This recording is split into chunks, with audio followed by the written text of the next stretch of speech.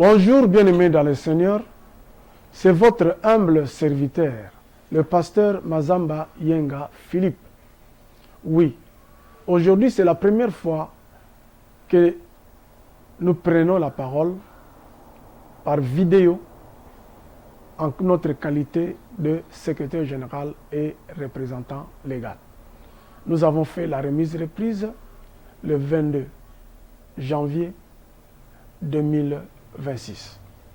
Oui, nous sommes devant vous et parmi les premiers actes que nous avons posés, nous venons de signer une lettre convoquant l'Assemblée générale extraordinaire pour le mois de décembre 2026.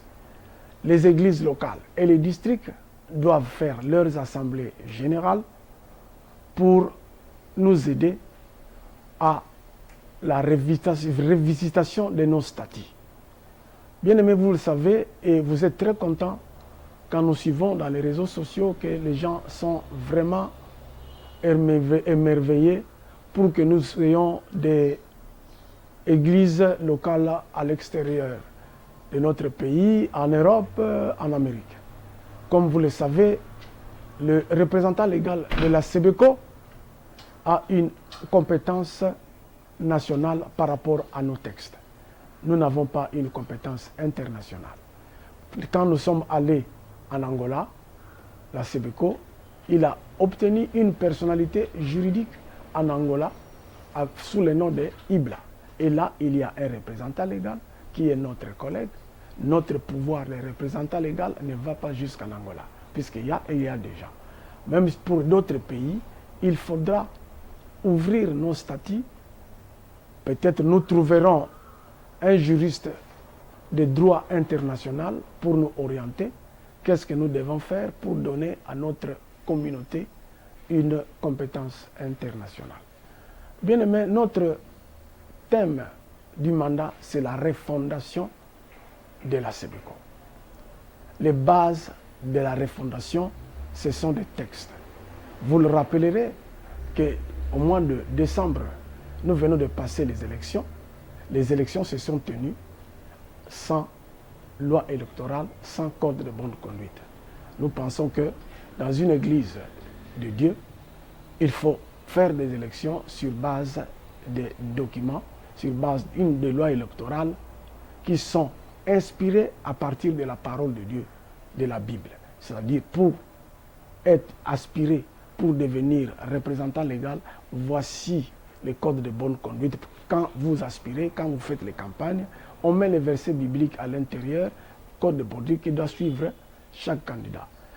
Vous savez que il y a eu, tous les coups étaient permis, ce n'est pas bon dans l'église. Bien aimé, la refondation de la SEBECO a une base. C'est quoi cette base? Il y a deux piliers pour la refondation de la SEBECO. Premier pilier, c'est la prière. Deuxième pilier, c'est le travail. Prière et travail, c'est la même chose. Ceux qui ont appris l'hébreu, ils vont vous dire que ces deux verbes ont le même radical. Donc, prier, c'est pour cela, pour le thème du mois de la SEBECO, c'est lèvons-nous et bâtissons l'autel de Dieu. Les gens nous ont dit, mais vous avez pris Esdras 3, 1 à 3, pourquoi? Puisque souvent, le terme connu, c'est Néhémie. Néhémie, c'est pour la reconstruction du mur de Jérusalem. Mais Esdras, c'est pour la reconstruction de l'autel. Lèvons-nous et bâtissons. En Néhémie, c'est pour le mur, mais lèvons-nous et bâtissons avec Esdras, c'est reconstruire l'autel de Dieu. La SEBECO, nous voulons nous lever pour rebâtir l'autel de Dieu. L'autel de Dieu, c'est le lieu de la présence de Dieu. L'autel de Dieu, c'est là où le feu de Dieu est. L'autel de Dieu, c'est là où il y a la prière. Et deuxième pilier, c'est le travail d'une manière professionnelle. Travail d'une manière professionnelle, c'est-à-dire sur base des documents écrits. Nous devons sortir de la tradition orale et aller aux documents écrits. C'est ce que nous vous avons dit, nous vous disons toujours. Bien aimés, nous avons, au cours du mandat passé, préparé des textes, plusieurs textes. Des textes de gouvernance, car nous ne pouvons pas diriger l'Église comme ça. J'étais à Kimpese et là, on m'a téléphoné qu'il y a une mise en place. Je leur ai dit, dans cette mise en place que vous avez, regardez au bas du document, citez-moi le nom de celui qui a fait cette mise en place. C'est qui? La personne me remet, non, je n'ai pas un document. Mais tu dis qu'il y a une mise en place sur base de quoi? Oh, j'ai appris, on a dit, c'est ce qui se dit partout, ici à Kinshasa. Moi, je dis voilà, la SEBECO doit sortir de, on a dit, j'ai appris, il paraît. Non, nous devons œuvrer sur base des documents écrits. Et le texte de gouvernance par rapport à ce que je vais dire, c'est la convention collective que nous avons déjà rédigée, qui est déjà rédigée par un fils de la SEBECO, que nous allons soumettre à l'Assemblée générale pour son adoption et que ça entre en vigueur. Ici, il y a, pour recruter un pasteur, comment on doit faire? Pour affecter un pasteur, comment on doit faire? La mutation doit se faire comment? La mise en place doit se faire comment? Tout doit se faire par rapport au texte. Quand on va affecter un pasteur, tout le monde peut voir, lire, ah, il a suivi les consignes, il a suivi la loi de la SEBECO. La mise en place que nous allons faire pour le moment, c'est une mise en place qu'il y ait une œuvre humaine. Et l'œuvre humaine est toujours perfectible. Nous n'allons pas faire la mise en place du Congo central pour le moment. Nous n'allons pas faire peut-être quelques points pour le Bas-Congo, pour le Grand Bandundu. À vue de Kinshasa, c'est seulement des points de vide qu'on va remplacer et peut-être quelques aménagements. Pourquoi? Parce que nous pensons que en ce moment, nous n'avons pas toutes les données pour faire une mise en place professionnelle. Une mise en place basée sur le texte, ça sera difficile. Mais nous convoquons pour le mois de mars une consultation communautaire afin de recueillir des informations que nous allons ajouter dans les textes de gouvernance que voici. Bien aimé, nous avons besoin de textes de gouvernance même au niveau de la trésorerie. Comment faire passer une trésorerie manuelle à une trésorerie numérisée et synchronisée? C'est-à-dire, nous devons d'abord, l'axe fondateur pour cela, c'est l'audit. Un audit pédagogique, mais pas un audit fait pour sanctionner les gens. Il faut commencer d'abord par un audit pédagogique. C'est-à-dire, on choisit des experts reconnus par l'État congolais, agréés, une maison agréée, et on vient, on fait l'audit. Là, il sera question de former, de dire voici, désormais, il ne faut pas faire ceci, il ne faut faire cela, et ils vont nous rédiger un code financier, une loi financière qui sera un texte de gouvernance par rapport à la trésorerie. Et après avoir fait ce texte de gouvernance, nous devons passer par les certifications des états financiers de notre communauté afin de voir que le sérieux est là.